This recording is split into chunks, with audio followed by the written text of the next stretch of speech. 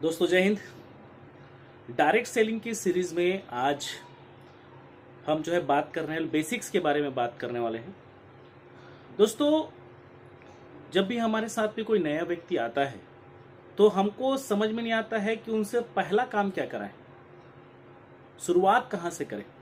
दोस्तों आप लोग को मैं बताना चाहता हूँ, जिससे इससे पहले मैंने वीडियो में बताया आपको कि आपका FIM सेशन करना बहुत ज़्यादा जरूरी उनके साथ में, चाहे आप ऑनलाइन करें चाहे आप उनके साथ में बैठ के करें। दोस्तों जब उसके साथ में ये हो जाता है, उनको बातें समझ में आ जाती हैं, तो दोस्तों एक चीज और है जो उनको ऐड करनी चाहिए। आप उनको ताश का गेम जो है बता सकते हैं। उनको बता सकते हैं कि जो डायरेक्ट सेलिंग का जो बिजनेस होता है वो ताश के गेम के जैसे होता है। कैसे ताश के गेम के जैसे होता है कि दोस्तों जिस तरीके से ताश के 52 पत्तों के अंदर में 4 इक्के भी होते हैं, 4 बादशाह भी होते हैं, 4 बेगम भी होते हैं, 4 गुलाम भी होते हैं, उसके अलावा उसमें दुक्की, तिक्की, चौवा, ऐसे बहुत सारे पत्ते उसके अंदर होते हैं, 52 पत्ते। लेकिन कहा जाता है जिसके पास में चारों बादशाह हैं, चारों इक्का है, वो जीत जाता है। तो दोस्तों हमको बहुत बड़ी टीम डायरेक्ट सेलिंग के अंदर में चाहिए नहीं होती है। हमको जो है कुछ 8-10 लोग ऐसे लीडर्स चाहिए होते हैं जिनका सपना आपका सपना, जिसका टारगेट आपका टारगेट एक जैसा हो। जिस तरीके से आप अपनी जिंदगी में सफल होने के लिए इस बिजनेस में आए हो, उसी तरीके से वो भी आए, उनका भी माइंडसेट वैसा हो, वो भी तैयार रहे सीखने के लिए, वो भी तैयार रहे संघर्ष करने के लिए। ऐसे हमको जो है कुछ 8 से 10 लोगों की आवश्यकता होती है। तो जैसे आप ताश का पत्ता जब आप पलटना चालू करते हो तो उसमें आप देखते हैं कि जब आप पत्ते पलटते हो तो हो सकता है पहले ही पत्ते में आपको इक्का मिल जाए, पहले ही पत्ते में आपको बादशाह मिल जाए, पहले दूसरे पत्ते में आपको बेगम मिल जाए, संभावना है। या हो सकता है आपको दुक्की, तिक्की, चौवा, पंजी ऐसे मिल जाए। तो उसी तरीके से जब आप दुक्की, तिक्की, चौवा जैसे पत्ते आते हैं जिसका वैल्यू ताश के गेम में कम होता है, उसी तरीके से जब आप प्लान दिखाने के लिए जब जाते हैं, जब लोगों को अप्रोच करने के लिए जाते हैं, जब लोगों को कॉलिंग करने के लिए जब जाते हैं, तो हो सकता है पहला ही कॉल उस व्यक्ति से मिल जाए जो व्यक्ति को आपके कॉल का इंतजार हो सकता है वो व्यक्ति ऐसे ही किसी अपॉर्चुनिटी की तलाश में हो कि उसको बहुत ज्यादा कैपिटल ना लगाना पड़े और वो बिजनेस स्टार्ट करे। या वो हो सकता है वो EMI के बोझ तले दबा हुआ हो और चाहता हो कि 8-10 हजार रुपए कहां से अरेंज हो पाए। तो आपका एक कॉल उसके लिए वरदान साबित हो सकता है, उस व्यक्ति के लिए। या हो सकता है कि आप पहले ही जिसको कॉल कर रहे हो वो दुक्की निकल जाए, तिक्की निकल जाए। मतलब ऐसे लोग जो डायरेक्ट सेलिंग से चिढ़ते हो या जिनको डायरेक्ट सेलिंग पसंद नहीं आता हो, लेकिन जिस तरीके से आप ताश के पत्ते को पलटते जाएं, तो अगर किस्मत खराब भी हुआ तो आखिरी का जो 8 पत्ता है उसमें 4 इक्के और 4 आपको जो है बादशाह मिलेंगे। उसी तरीके से जब आप 100 लोगों को, 50 लोगों को, 60 लोगों को जब आप प्लान करना चालू करते हैं, कॉलिंग करना चालू करते हैं, तो उसमें जरूर ऐसा नहीं हो सकता है कि उसमें काम के लोग ना आए, सारे के सारे निगेटिव हो, सारे के सारे लोग जो है इस इंडस्ट्री से नफरत करते हो, सारे के सारे लोग इसके बारे में गलत सोचते हो। ऐसा नहीं हो सकता। ये औसत का नियम है जो आपको पहले ही FIM में बताया गया है। तो जो हमारा डायरेक्ट सेलिंग इंडस्ट्री है और ताश का जो गेम है वो ऑलमोस्ट सेम होता है। ये बात आप अपने नए पार्टनर को जरूर बताइएगा। दोस्तों ये वीडियो है कि अब जब उनके ये माइंडसेट हो चुका है तब उनके साथ क्या कराएं। LSPI इसके वीडियो ऑलरेडी मेरे YouTube चैनल लिंक में है ही, आपको लिंक डिस्क्रिप्शन में दे दिया जाएगा। वहां पर से आप देखेंगे कि LSPI क्या होता है। उसको 4 वर्ड में पूरा बिजनेस जो है समाया हुआ है: लिस्टिंग, सिलेक्शन, प्रोस्पेक्टिंग, इन्विटेशन। मतलब दोस्तों लिस्टिंग करानी उनकी 150, 200, 300, 400, 500 जितने लोगों की वो कर सके उतनी उनको जो लिस्टिंग करानी है। उसके अलावा जब लिस्टिंग हो जाए तो उनके साथ में बैठ के उसका सिलेक्शन कराना है कि उसमें से मैन कैटेगरी कौन सी है, MAN मैन कैटेगरी कौन सी है, या KLT formula know like trust के हिसाब से आप उसमें सिलेक्शन कर सकते हैं और उसके बाद में आप प्रोस्पेक्टिंग का काम चालू कर सकते हैं। इसके बिना डायरेक्ट सेलिंग में आप शुरुआत नहीं कर सकते। ये इस बिजनेस का नींव है, ये इस बिजनेस का बेस है। इसके बिना आप इसको किए बगैर आप आगे बढ़ नहीं सकते। टीम कैसे बनाएंगे, सेल्स कैसे होंगे, चेक्स कैसे बनेंगे।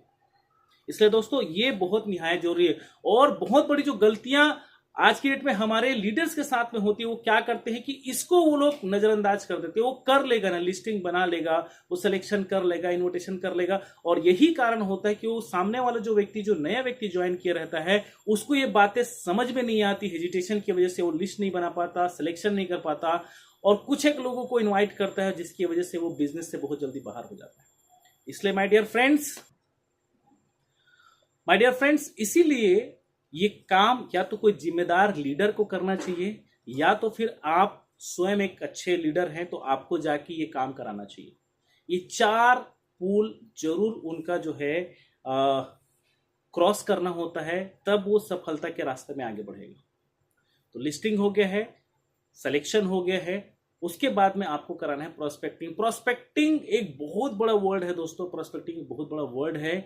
यदि आप उसके ऊपर में जाएंगे, बहुत बड़ा वीडियो बन सकते हैं। फिर भी मैं आपको प्रोस्पेक्टिंग के एक और वीडियो में बनाऊंगा जरूर, लेकिन उससे पहले मैं आपको प्रोस्पेक्टिंग के बारे में कुछ चीजें बता देता हूं। दोस्तों, प्रोस्पेक्टिंग का मतलब होता है, जिस तरीके से आपने डोसा बनाने वाले को देखा होगा, डोसा बनाने वाला सीधे ही रवा नहीं डाल देता उसके अंदर में। जब तवा गर्म होता है, वो चेक करता है, पानी छिड़क छिड़क के चेक करता है कि वो तवा गर्म है कि नहीं है। जब वो पूरी तरीके से गर्म हो चुका होता है, सही समय आता है, तब वो उस रवा को जो है डालता है, तब वो डोसा तैयार होता है। उसी तरीके से दोस्तों, प्रोस्पेक्टिंग, जिसको आप प्लान दिखाना चाहते हैं, जिसको अपने प्रोडक्ट के लिए अप्रोच करना चाहते हैं, जिसको आप अपने बिजनेस में लेके आना चाहते हैं, जिसको अपने टीम में आप ऐड करना चाहते हैं, उसको बारे में आपको जो है जानने की जरूरत है। अगर आप सालों से बात नहीं किए हैं तो उनको जो है अभी सबसे पहले रिलेशन बिल्डिंग कीजिए, उनके बारे में, उनका नीड को आइडेंटिफाई कीजिए, उनकी जरूरत को समझिए कि आज उनको हेल्थ की जरूरत है, उनको किसी भी प्रकार के फाइनेंशियल जरूरत है, कि उनको कोई दूसरी प्रकार की जरूरत है, क्या उसके सपने हैं या बिजनेस है, क्या है, वो समझने का प्रयास कीजिए। बहुत सारे लोग गलती यही करते हैं कि पहले ही कॉल में सामने वाले को जो है बिजनेस के लिए अप्रोच कर देते हैं। तवा गर्म नहीं होता है और आप उसके ऊपर में रवा जो है आप डाल देते हैं, जिसके कारण में वो पकता नहीं है और खराब हो जाता है। सेम थिंग ये आपके डायरेक्ट सेलिंग बिजनेस में भी यही काम करता है।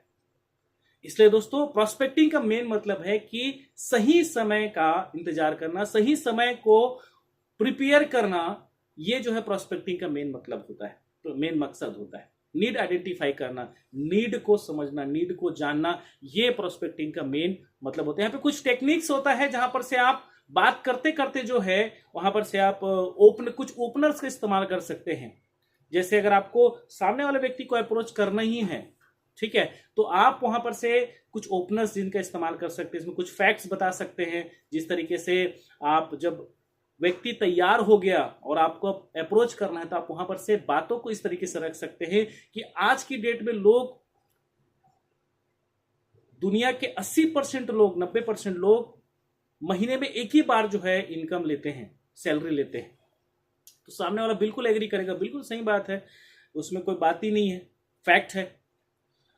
और आप उनको जो है एक बात और बता सकते हैं, फैक्ट और कुछ जानकारी आप उनको दे सकते हैं कि लोग, वही 80-90% ऐसे भी लोग होते हैं जो सिर्फ आय का एक ही स्रोत जो है क्रिएट करके रखे होते हैं, उसी ऊपर में डिपेंडेंट होते, उसी ऊपर में निर्भर होते हैं। ये भी बात सही है, सामने वाला बिल्कुल एग्री करेगा आपके पास में, ठीक है। तो आप जो है सामने वाले व्यक्ति को ये बात बोल सकते हैं कि क्या आप उन्हीं 80-90% लोग के कैटेगरी में आना चाहते हैं, या उन 10% लोग के 20% कैटेगरी में आना चाहते हैं। कैसा रहेगा कि आप भी जो है महीने में एक बार की बजाय 2 बार, 3 बार या 4 बार सैलरी ले। कैसा रहेगा कि आप का जो EMI है, जो आप कितने सालों से करते आए हो, उसके लिए आपको कोई अलग से फंड की व्यवस्था हो जाए। कैसा रहेगा कि आपका जो बच्चों का जो स्कूल का फीस है, वो उसकी व्यवस्था कहीं से हो जाए। कैसे रहेगा कि आपका जो म्यूचुअल फंड में जो आप डालते हो, जो आपको बर्डन लगता है, वो उसकी व्यवस्था कहीं और से हो जाए। कैसा रहेगा कि आपका ये जो फाइनेंशियल जो तकलीफें हैं, वो उसको सॉल्व करने में कोई आपकी मदद करे। तो सामने हर कोई चाहता है फाइनेंशियल, आप सीधे इस बात को बोल सकते हो उनको, हर कोई चाहता है कि उनकी ये सारी चीजें जरूर हों, और बिल्कुल एग्री होगा, बिल्कुल मुझे चाहिए यार। तो आप उनको बता सकते हैं कि हम लोग मिलके एक ऐसा वेबिनार करने वाले हैं, हम लोग मिलके एक ऐसा मीटिंग करने वाले हो, जिसमें जो इन सारी बातों को बताया जाने वाला है। जब भी होगा मैं आपको जरूर बताऊंगा। आप मेरा कॉन्टेक्ट नंबर रख लीजिए और आप अपना कॉन्टेक्ट नंबर दे दीजिए। प्रोस्पेक्टिंग सिर्फ इतना ही होता है दोस्तों। तो दोस्तों ये प्रोस्पेक्टिंग होता है। इसके बारे में भी मैं आपको प्रोस्पेक्टिंग के बारे में एक और वीडियो मैं बनाऊंगा, डिटेल वीडियो, जरूर आप उसको देखिएगा और उसको जरूर इंप्लीमेंट कीजिएगा दोस्तों। उसके अलावा आता है फिर LSPI में आता है इन्विटेशन। जब आपका प्रोस्पेक्टिंग जब सॉलिड होता है ना, तो इन्विटेशन सिर्फ एक फॉर्मेलिटी होती है। यदि आपने सोमवार को किसी व्यक्ति को ये बात बोला हुआ है कि मैं आपको बताऊंगा, और आपका वेन्यू या आपका वेबिनार या आपका कोई भी प्रोग्राम संडे को होने वाला है, तो शनिवार को जस्ट उनको रिमाइंडर कर दीजिए। इन्विटेशन कुछ नहीं है, सिर्फ एक रिमाइंडर है, एक फॉर्मेलिटी है। आप उनको फोन करके बोल सकते हो कि भैया मैंने आपको उस दिन जो बताया हुआ था वो होने वाला है कल की डेट में। यदि आप 11 से 12 के बीच में आप फ्री रहोगे तो ही मैं आपको लिंक शेयर कर सकता हूं, या हमारा जो वेन्यू ऑफलाइन होने वाला है वहां पे आपको मैं इनवाइट कर सकता हूं। और दोस्तों जब आप ऐसे बहुत सारे लोगों को जब करते हो तो औसत का नियम काम करता है, और उसमें जरूर आपके जो सक्सेस के चांसेस है बहुत ज्यादा हो जाते हैं। जब आप ऐसे 10 लोगों को करते हैं तो 3 से 4 लोग जरूर आपका वो वेबिनार या आपका जो मीटिंग है उसको जरूर अटेंड करते हैं। तो दोस्तों आपको LSPI का कॉन्सेप्ट कैसा लगा, ताश के गेम का कॉन्सेप्ट कैसा लगा, जरूर मुझे कमेंट करके बताइएगा। मिलते हैं अगले वीडियो में, बेसिक्स डायरेक्ट सेलिंग वीडियो में मिलते हैं दोस्तों। तब तक के लिए जय हिंद।